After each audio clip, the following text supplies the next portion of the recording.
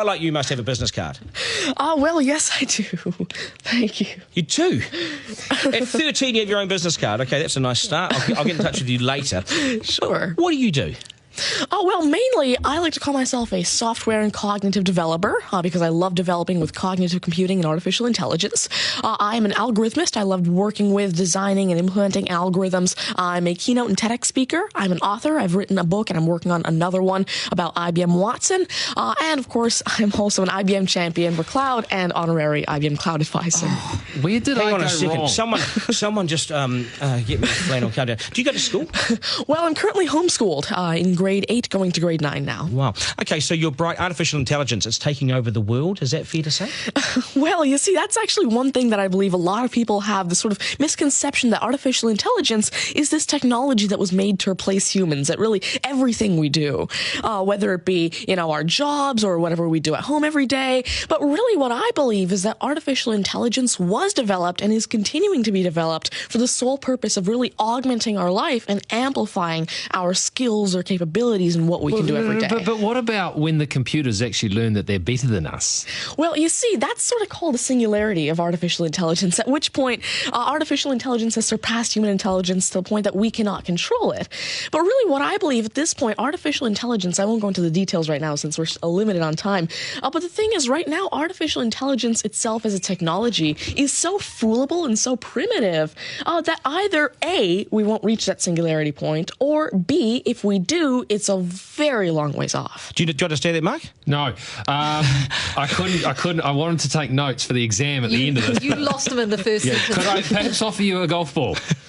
There you go. Thank you very much. You do this YouTube channel, which you teach people. What is that all about, and who is your target audience? Yeah, sure. Now, I actually have a YouTube channel called Tanmay Teaches that I've been running for around 6 years now, and it has over 144 videos and now 22,000 subscribers. And so on it, I love to teach about computing, really programming, these algorithms that I develop, machine learning especially, math, science, and especially technologies like IBM Watson. Because, of course, I like to share my knowledge because I realize that there's this lack of resources for people to learn about technologies like AI, which is why I absolutely love sharing my knowledge through, of course, these YouTube videos, the books that I'm authoring, the keynotes that I have, and really Watson comes in here in such a great way because Watson allows me... What's Watson?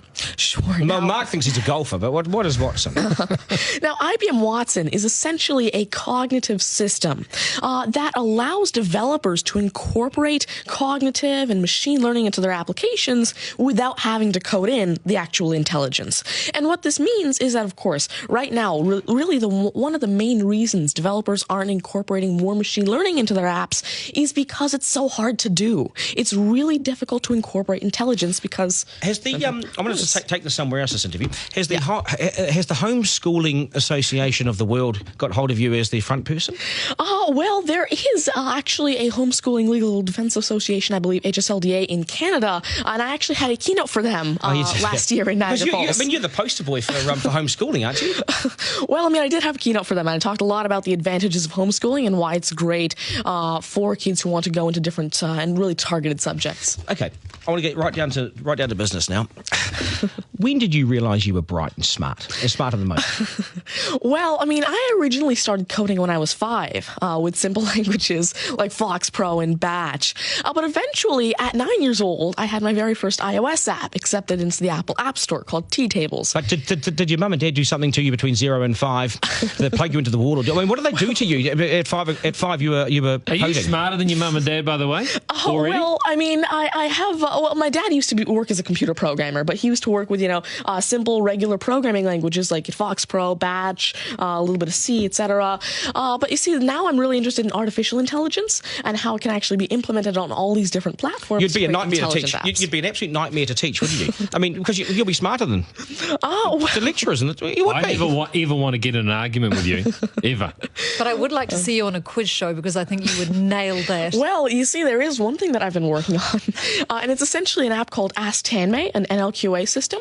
And so essentially, it's a system that can take your natural language questions and answer them for you using Watson and artificial intelligence. And actually, the original reason why I made Ask Tanmay, there's an Indian version of the Who Wants to Be a Millionaire show called KBC, which I originally wanted Ask Tanmay to play. So that actually ties in quite a bit with what I wanted to do. It's nice to see you. Do you get because you're homeschooled, you wouldn't go to school dances and things like that, would you? School socials and things? Do you get well, I actually used to be regularly schooled until grade 6. Right. Then I became homeschooled, and so of course I still do have my This is friends still from a school. victory for public schools. Take that golf ball Yep.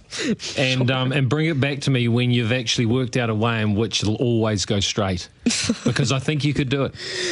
Technically, using a genetic algorithm or something. I knew there'd be an answer. Hey, it's brilliant to meet you. You're a complete inspiration. Thank you. And I hope my son was watching, a 7-year-old son.